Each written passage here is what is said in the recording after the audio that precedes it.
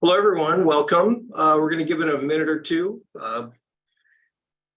See if we get any additional people signing in here. I clicked over 10 o'clock.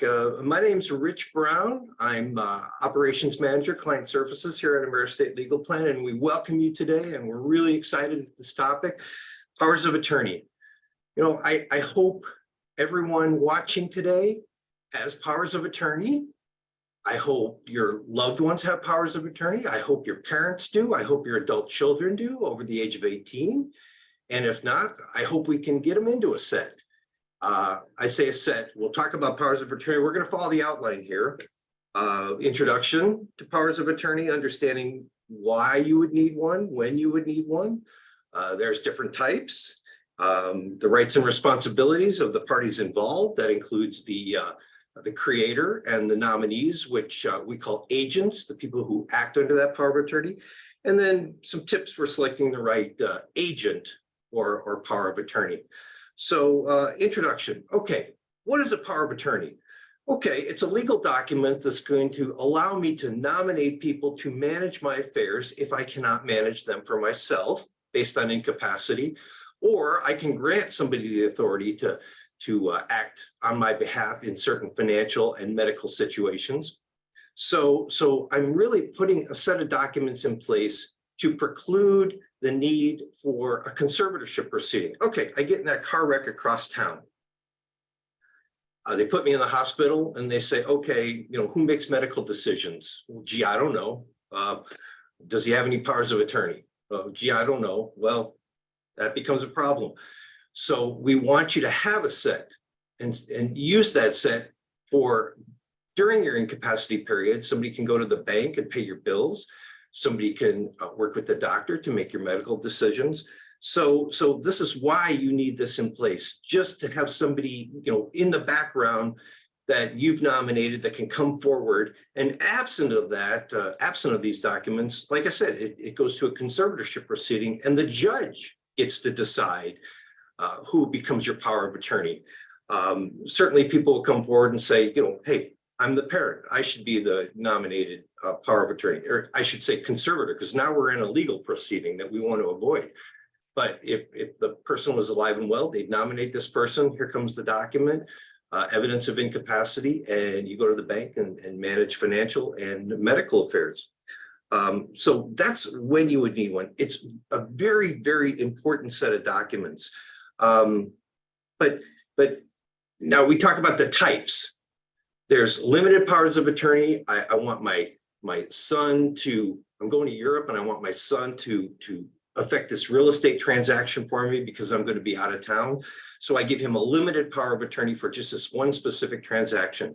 You will be assisted through those types of powers of attorney because they're going to be very specific, going to be administered by, you know, the institution that needs the power of attorney to have this other person come forward and act in your stead for this particular transaction. But what the types that we want to focus on are the types that AmeriEstate provides to, you know, each and every customer. We want you to have this set. It's the power of attorney for asset management and the power of attorney for healthcare decisions, also known as an advanced healthcare directive. I'm going to use advanced healthcare directive or ACHD because I like to make the distinction. Power of attorney for assets, and then the healthcare directive for health concerns, and advanced healthcare directive because these days it typically incorporates living will provisions. So, you know, hence the advanced. It's a very modern document. Little side note, they should be created by an attorney knowledgeable, because we've had powers of attorney come in here before and they say, hey, what's wrong with this? I went to the bank to do this for my mom, and they say, well, it's not the proper document. Well, where'd you get it? I got it down at Kinko's. Okay, well, you know, chances are it's an inferior document, and we've seen them kicked out before. So we want to get you a set that's created by the attorney, you know, constantly updated by the attorney for current state statutes. It should be crafted by the attorney that practices in the laws of the state of your residency. Don't get me wrong, we've had powers of attorney created in California and somebody moves to Tennessee and doesn't get a new set, and very often those will work. We would just recommend that you get new powers of attorney in your new state of residency, because they are state specific, have often statutes attached to them, state statutes attached to them. So we want you to have a set crafted in the state of your residency, just for peace of mind. And so with that, the different types, again, I'm going to focus on the two that AmeriEstate supplies. As a matter of fact, we want everyone from 18 and above to have these powers of attorney so much that we're so passionate. By joining our legal plan, you get a set. You get the advanced healthcare directive, and you get the power of attorney for asset management included with your legal plan membership. I mean, we want you to have it so bad. Just join our legal plan and you get that set. So that's you. Hey, it's a great gift too. Hey, folks need powers of attorney. Hey, come on in, buy them for them. We'll get them set up. And it's recognized, you're giving administrative authority. Don't feel like you're giving ownership authority on any level. You continue to own your own assets, but you're giving authority to manage your assets on your behalf based on your incapacity. They can be limited to whatever extent you want. They can have expirations if you want. That's not typical, but when crafting it, there's some things to consider. We say, if these are going to come forward when you're incapacitated, we don't want limitations. We want, pretty much full authority. It comes up short the authority to change a trust estate, for example. So there are restrictions, but and we don't want them to expire, because you don't know when they're going to need to come forward, 5 years, 10 years from now, and they should be looked at every 5 years for various reasons. You maybe to nominate your minor children as your agents, and maybe they're of age now and you want to nominate them. Maybe some people you nominated have become elderly and are not a good fit anymore. 100 reasons. So review them every 5 years. Come to us if you want changes, updates. Just bring it modern and current, because we're updating them constantly if laws change. So we want you to get the most modern and current set that we can possibly provide you. The rights and responsibilities of the parties involved. Okay. When you're creating these, you want to nominate people that you trust, that can manage your affairs, that know what your wishes are with respect to healthcare decisions, that know what your wishes are with respect to financial investments and the like. So we don't recommend that you blindly nominate somebody. They should know they're nominated. That would be our recommendation. And they should, know that, they may need to come forward someday. Certainly that's the unthinkable, but, it happens. And so we want you to get a trusted person that for your future incapacity, trusted individual. They're managing your affairs, helping you with medical decisions, managing your finances. If you travel frequently, they may need to come into play, something that needs to be administered because you're out of the country. They should know your healthcare wishes with respect to end of life decisions and ongoing medical treatments. And again, young adults, 18 to 24 should have them. I'm going to touch on that. We want you to have them so bad. We offer this, what we call ICE package. It's in case of emergency. Your kid's going off to college. We want them to have a set of POAs just in case anything happens. You can immediately step in and manage his affairs. Again, avoiding conservatorship or precluding the need for any extra legal administration with the ability to manage that kid's affairs. That's the ICE package. Give us a call. We'll get you into ICE. Forgive me, it's very warm in here. Our air conditioning is on the fritz, and they're on the roof working on it as we speak. So we talked about introduction, when you need it, in the event of your incapacity, if you're going out of town, need somebody to transact stuff for you. And we're, like I said, we want you to have them so bad. just by virtue of you being a member of the legal plan, we're going to get you that set. But then we're going to take you one step further, and we're going to offer you what we call DocuBank. That's included with your membership in the legal plan too. So you get in that accident across town, you're in a coma, doc says, where's the power of attorney? Oh, gee, somebody's going to have to go fish through the home, find the big binder, find that document, get it back to the doctor. Okay, DocuBank gives you the ability to carry around a card in your wallet that references a secure website, and it's got a password. And what the doctor can do, or your family member, they can go to that website, plug in the password, and what we've done is we've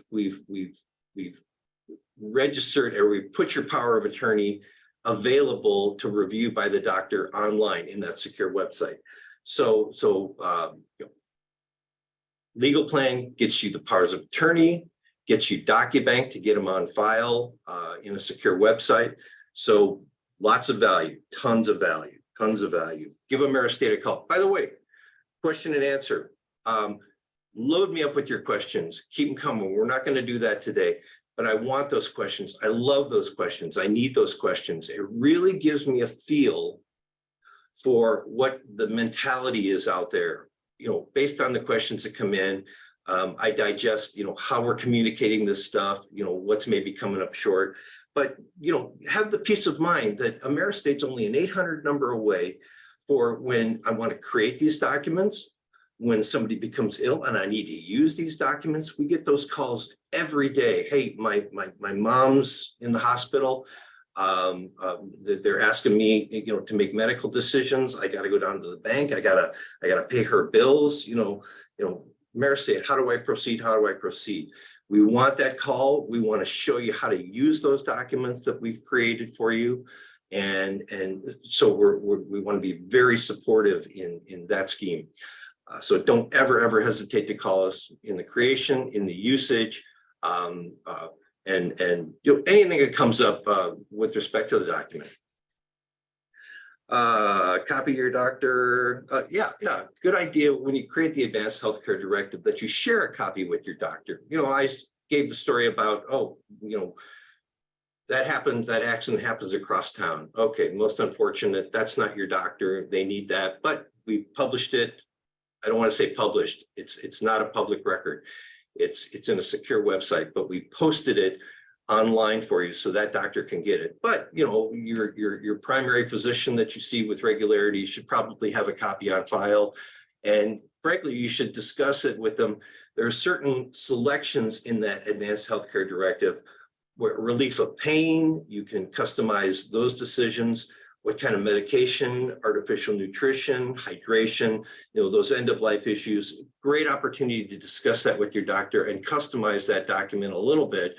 We've prepared it so it can be customized a little bit with your further specific wishes with respect to some of these areas medically. Financially, oftentimes we give this option in your financial power of attorney to make selections of when that document becomes valid and can be used by your agent, either perhaps immediately for your spouse, but only upon evidence of your incapacity through some doctor's letters for any other nominated agents. You can make it immediately for anybody that you've nominated, your spouse, maybe they passed away. So your first agent, immediately effective, second agent, or only upon evidence of your incapacity as attested to by two doctors, two independent physicians attesting to your incapacity. That supplements the healthcare directive. That supplements the power of attorney for asset management and displays to the financial institution that you've done your due diligence to evidence the incapacity. And that's why you're in here with this document, acting on behalf of your parent or your loved one, or whoever nominated you as the agent to act on their behalf financially. I will tell you that some financial institutions do not even accept the immediate authority. They say, no, this person transacts for themselves unless they're incapable of doing so, as evidenced by some doctor's letters. So that's the key. I think, that went pretty quick. I thought it was going to go like a half hour, but that went pretty quick. It's a higher level review. I'm gonna reinforce that we want you to have these so bad that just as a member of the legal plan, we want to get you a set of powers of attorney. I say a set, that's the power of attorney per asset and the advanced healthcare directive once again. We want you to have those posted with the DocuBank program. And in general, that's the high level discussion powers of attorney. I hope everybody watching either has a set or will acquire a set from us. Make sure your loved ones have a set, your parents, your adult children, your siblings. Everybody should have a set. We're very passionate about that. It's the most basic element of estate planning. I mean, yeah, we're going to take you further into the living trust, but it's the most basic element. And I can't express enough the difficulty that families have when people haven't put these in place. And the parent or loved one, gets in a wreck, needs somebody to manage their affairs, and they give them a one-way ticket to a conservatorship proceeding. You've got to hire an attorney, got to get it up in front of the judge, when all you needed to do was come to us and get these documents in place so they can be utilized in the future. And AmeriEstate's always there in the background to assist you with the utilization of the documents. We love to be here to show you how to use those documents we prepared and provided for you. And very, very important that we support the documentation we provide. Very important, it's crafted by knowledgeable attorneys, licensed to practice in the state of your residency, and take responsibility for the document. If something goes sideways, there's an attorney in the background to reconcile those situations. And like I said, sure, go down to Kinko's and get a set and fill them out, but who are you going to go to when something goes wrong and they say, oh, it's missing this language or it's missing this statute? So let's see if we touched on everything. A little introduction, why and when you need them, the different types, rights and responsibilities of the parties involved. Remember, you're not granting ownership, you're granting administrative authority. They're administering your assets on your behalf for your health, education, welfare, maintenance, and support. They don't have wiggle room to start to willy-nilly mismanage your assets. The document very specifically says that the agent is fiduciarily responsible to manage your assets appropriately. And they, if they mismanage, they can be held liable. Let's see, tips for selecting the right agent. I touched on that, but you trust them. You've maybe even had a consultation with them to talk about your wishes if such a thing happens in the future. I mean, it is the unthinkable. It's a very difficult discussion because you're talking about, oh, if I end up in a coma, if I end up in a car wreck, it's a difficult discussion. But I'll tell you what's worse is if you don't have anything in place, the family is absolutely in turmoil because then they can't immediately assist you, and it's all a huge legal proceeding. You want those agents to understand your wishes financially and medically, and it should be a personal relationship. It doesn't have to be, but again, I don't recommend blindly nominating somebody. What if they just don't want to serve? I mean, that can add complexity. And we also, have you nominate a multiple set of nominees. So, hey, first agent, unwilling or unable, falls to the second nominee, unwilling or unable, third nominee. So, a little depth in some of those nominees. So that's all the things I wanted to touch on.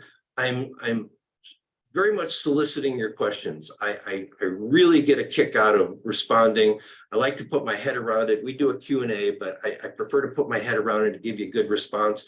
I find that a lot of these questions that I get inbound, dictate the need for a phone call. So I'll say, better answered with a discussion. So I'll give you a call. We'll have that discussion, engage with an attorney should it be necessary. But we love those calls and we love those questions. So bring them on. Well, Man, just like that. Thank you so much for your time today. It went quicker than I thought, but it's a little bit higher level discussion, and it's really very basic, honestly. Everybody should have powers of attorney. Everybody, from the age of 18 on. If you don't, I want your call. I want to be your first phone call. So thanks for sharing today, and we look forward to hearing back from you, and bring on those questions, and we'll talk to you next time. Thanks so much.